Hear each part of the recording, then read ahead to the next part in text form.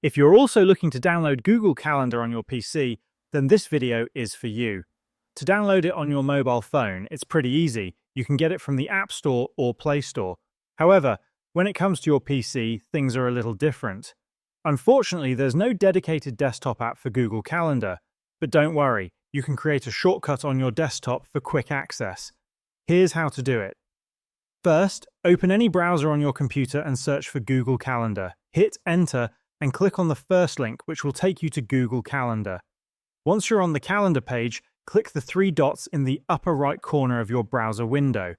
A menu will appear. Scroll down and find the Cast, Save and Share option.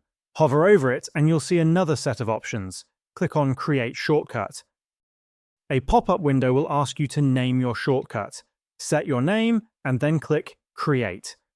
After that, head to your desktop and you'll see the newly created Google Calendar shortcut.